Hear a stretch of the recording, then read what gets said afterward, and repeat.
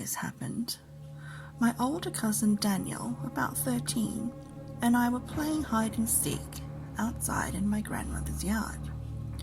She owned a large farm in Tennessee, just over 1,000 acres, and I grew up there my entire life, and so did Daniel.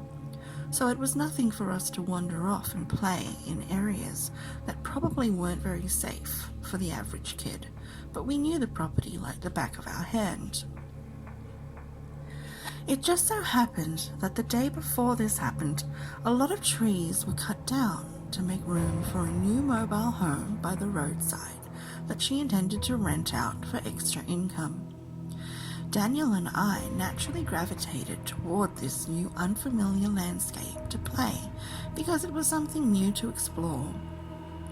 All of the trees had been stripped of their branches and placed in logging trucks and hauled off.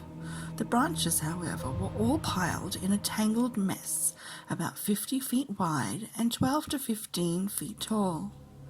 They were packed so densely that you couldn't see through them from one side to the other. It was during about the half-hour mark when it was my turn to find Daniel that I began to suspect that he was hiding in the woods deeper than our stated rules allowed. I remember calling his name for several minutes and hearing nothing but a quiet giggle coming from the woods. I was in the newly cut clearing looking into the woods and getting more upset by the minute. Finally, I announced as loudly as I could that if he wasn't going to play fairly, then I was going in to get a glass of tea and watch television with Grandma. I started back up the hill towards the house. It was at the moment I was walking past the brush pile, basically centered beside it, that I heard an unfamiliar voice. You gave up quickly. I stopped. I called out, "Daniel?" It didn't sound like Daniel, but the voice responded, Yes, I am Daniel. I am inside of the limbs. I looked at the brush pile and didn't see anyone. Again, I heard the odd voice call out, If you do not see me, then you have not found me, and I will have won the game. I stepped closer and yelled out to the voice, "Why are you talking so funny?" The voice replied, I am inside of all the limbs. Look inside and you will see me, Daniel.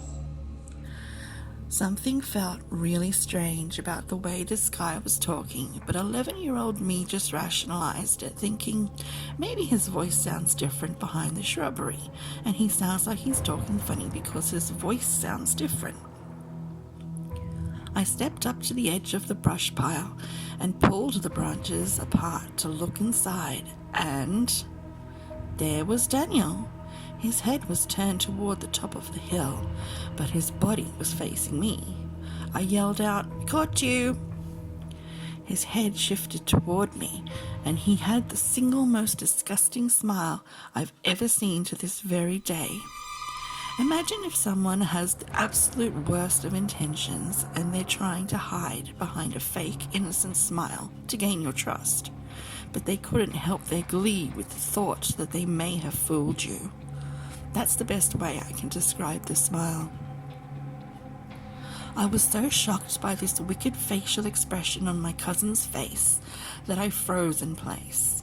The hairs on my neck and arms all raised, and I could suddenly feel my blood running through my body like the temperature had dropped inside my veins. I stammered through the words, "How did you get in there?" He responded, I fell inside the limbs, cousin. I will need you to give me help, or I will continue to be trapped.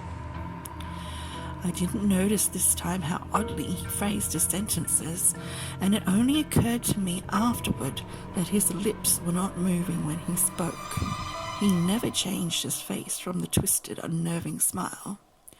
I didn't immediately notice any of these things because I was too distracted by the large stick that was plunged deeply inside the side of his neck.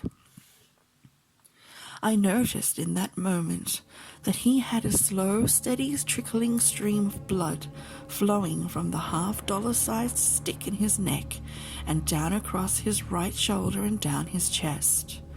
That was enough to jolt my feet awake, and before my brain realized I was trying to run, I was already halfway up the hill to my grandmother's house.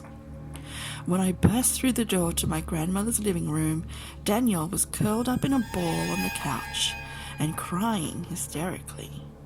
My grandmother was sitting beside him, trying her best to get him to explain what was wrong, but all he would say is that there was a little boy in the woods who tagged him when he was hiding, and he thought it wasn't really me. He wouldn't say anything else. I was crying and shaken up by that point and told my grandmother what I had seen. She made both of us some lunch and then called my uncle to come pick Daniel up.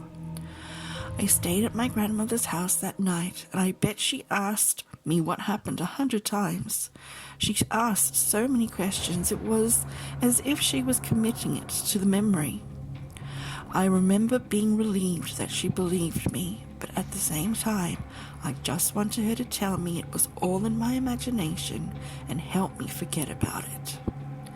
The next day, my grandmother set the brush pile on fire, and I watched for hours from the safety of the living room window as it slowly deteriorated into a pile of ash and ember. My cousin never did tell me what really happened to him that day. He refuses to talk about it. I will say this, though. He wouldn't talk to me for a year and a half after that. We were so close when we were little, but that event, whatever the hell it was, it drove a wedge between us that changed our relationship. Forever.